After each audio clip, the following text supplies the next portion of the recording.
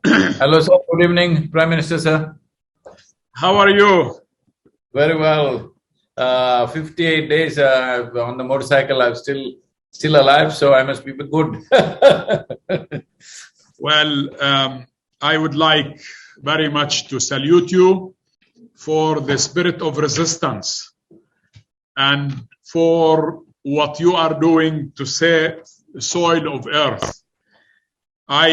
This is not the first time that I see you.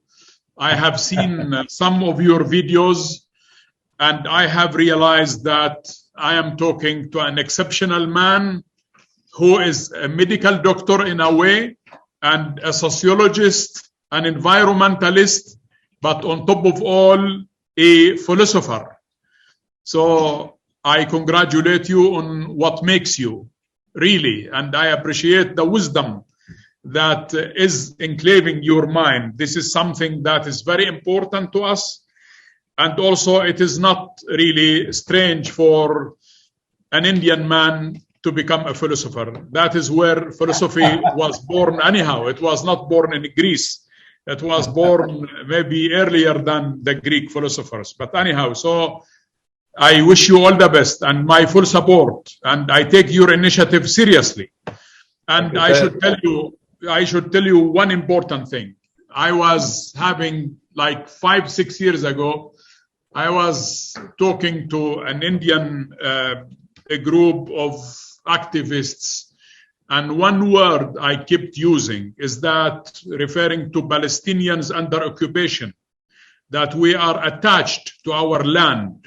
And I kept saying that we are the sons of the soil. Yes. And these settlers who come from Brooklyn and who come from other places, there is no way you can bring a plant from Siberia and plant it in Palestine. It does not work. We are the sons of the soil, and therefore we are the organic product of our soil and of our land. So it is good that you are reminding the whole the whole world of what does it mean to really preserve the soil as source of food for people, because you are 100% right. It is not the Ukraine crisis that is going, and the chain supply that is going to affect food supply. It is also that the earth will not be able to produce enough organic products, enough food for more than 7 billion people. So land is shrinking and people are growing. Soil is shrinking and people are growing. In our case, it is so sad to tell you that the aggressive settler colonialism has caused incredible damage to our environment. It is sad to tell you that 2.5 million trees have been uprooted by the Israeli settlers since 1967, when Palestine became under occupation. So that this is really something that's worth mentioning to you. And maybe I should also, I'm 100% in full support with what you called for. Change the narrative. I think it is very important that we don't only change narrative, but it is also important that we change mindsets, the way we perceive things. We should not take things for granted. A lot of people take things for granted. You know, food should be there. You know, drinking water is always available. It is not. We will face serious challenges on drinking water, on availability of soil, organic products. Human beings should not live on hormones or fruits or vegetables injected by hormones. You know, you put a cucumber in the fridge and it keeps growing because it is full of hormones under humid conditions and so on. And also, my dear friend, maybe, you know, when I was told that I will talk to you, I thought, okay, this man as a philosopher, also the issue for us is not only about soil and earth and so on. I should also bring to your attention very important issue, which is, you know, the Dead Sea is, we have 38 kilometers of shores of the Dead Sea as Palestine. The rest, On the east side is Jordan, and the other parts is the Israeli occupation side. You know, the Dead Sea will have no water at all. It will fully and totally dry up by 2044, according to estimates of experts. So we are really facing serious damages. Dead Sea, it means minerals, it means history, it means the lowest water point on earth, and so on and so forth. So this is also something that needs extra attention in your exercise and in your effort to really bring attention to what is happening in the world. Also, maybe last thing I should tell you, that we are fully engaged here in Palestine in land reclamation to avoid political desertification. What do I mean by that? Political desertification is the Israeli construction of Jewish settlements on the land, on fertile soil, on our mountains, on everywhere. And that is really damaging our environment and creating serious problem that land in Palestine is shrinking and the settlers are taking our source of livelihood. You know, and that's my last point to you, you know, Muslims in general, they believe in one thing, that God created a human being out of salsal. And salsal is actually something similar to clay. And clay is made of soil. So that, you know, if there will be no soil or enough soil, maybe human creatures will shrink also. But this is something that I will leave to your fertile mind to elaborate on that.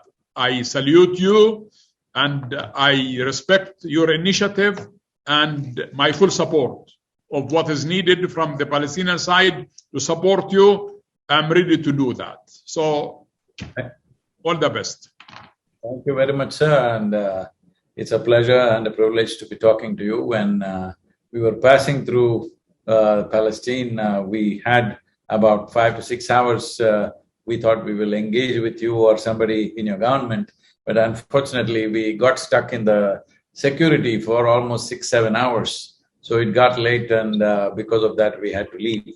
Anyway, what I would like to say, sir, I know the political situations, whatever that is, geopolitical aspects, is not in my power to change that, but I would like to tell people of Palestine that whatever the political situation today may not be the same thing tomorrow. But the most important thing is we must keep our lands alive for future generations. Keeping it alive essentially means keeping the soil rich and alive, because politics will change, national boundaries will change, but the soil has to be alive, because that is a fundamental responsibility we hold for our children and future generations beyond them. So in this context, it is very important, the Palestinian soil, which has been feeding these people for thousands of years, and just a few decades ago, nearly 90% of your economy itself was agriculture.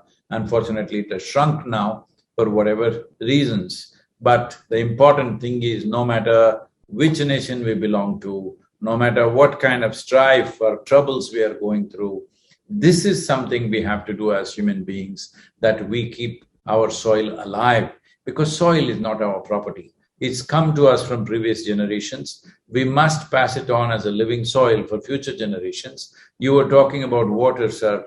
I would like to tell you that right now, by somewhere between 2032 to 2035, it is expected 3.5 billion people will be water stressed. And this will lead to massive migrations. Over 1 billion people in the world could migrate because of water stress. 3.5 billion people without the needed water is a calamity that you cannot imagine, but that is just 10 years away from us. So turning the soil around is a fundamental responsibility. As you know, it's not in my this thing to give you any political advice, because you are in the thick of that, and I know Palestinian people have fought for so long for their rights. I hope that gets resolved. But whichever way, whatever our other conditions are, we must keep our soil alive, because that is where future life will come from. Well, I mean, for sure, this is something, I mean, that you took the initiative.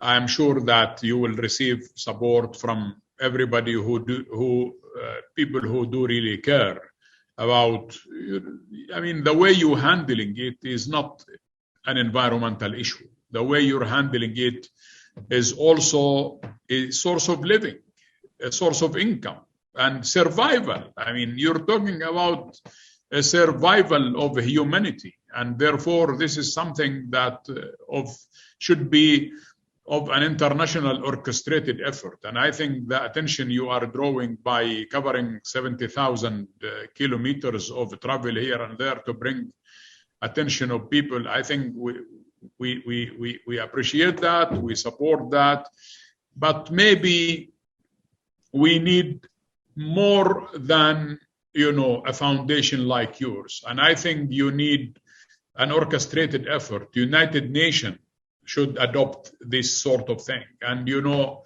people are going to Stockholm in June, early June, which is an extension of the climate change. So there has to be, you know, I think you will be able to come to Stockholm to speak about your initiative. COP15 happened in Ivory Coast. I was there for 2 days, and we definitely got the attention of all the 197 nations. One thing I would like to, you know, this is something I'm trying to bring it to everybody's awareness and consciousness is, see, as human beings, based on our nationalities, race, religion, caste, creed, in so many ways we have tried to separate ourselves.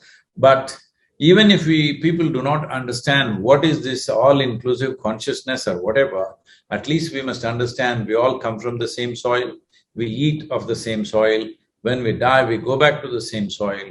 So I feel soil is a common factor for all of us, no matter what has happened till now, no matter how confrontational somebody is, and conflicts have happened because of that. But it's important that we don't forget we come from the same soil and we go back to the same soil.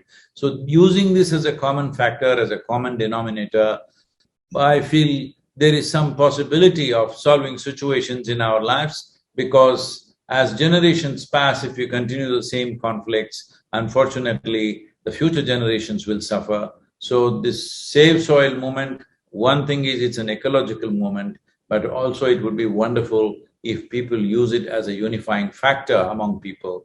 Disputes will always be there, disagreements will be there, but how we conduct these disputes and disagreements is very important. If we see a common thread among ourselves, probably we will handle it little differently. Hopefully we'll handle differently.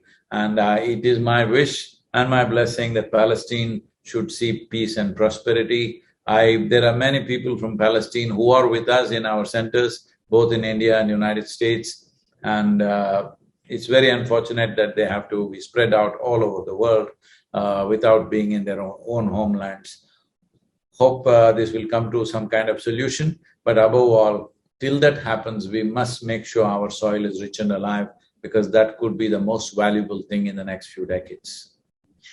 Very good. I think, I mean, in the video that I have seen, you called for, you know, soil without organics becomes sand, and sand with organics becomes soil. And I think that is really a very important statement on your side, because this opens the whole research on earth, environment, science, technology to be directed towards deserts. If I can tell you this, in the last 27 years, we have converted a few 100,000 farmers into what is called as tree-based agriculture and revived soils in southern India. Based on this, we are working in a particular river basin, which is 83,000 square kilometers of land, and 5.2 million farmers live and work here. This is a massive project that we are doing. So looking at the success of that, only the 5 United Nations agencies are partnering with us today. Looking at the success of this, the government of India made a detailed project report in toto as we are doing the project for 13 river basins. And now, just this year, about a month and a half ago, government of India allocated $2.3 billion towards these 13 river basins. These 13 river basins put together will account for 67% of India's land. So if these 13 river basins are revived in the next 8 to 12 years' time, as we have done in one river basin, then in many ways India's soil will be above crest. And I will definitely talk to UNCCD, who are our close partners, to see how these kind of projects can be initiated in Palestine. You can also appeal to them. Ibrahim Thiaw is a very committed person. Right now they are in a convention in Ivory Coast. I was there for 2 days and just came here. So we can definitely take this ahead, and after this is over, we're setting up a panel of 25 scientists who will handhold small nations to fulfill this. We have committed to CARICOM nations in Caribbean region to do this also. Definitely we can engage Palestine in this area, particularly through the UN agencies. I feel in Palestine, considering the political situations, it's best that UN agencies involved rather than a private foundation.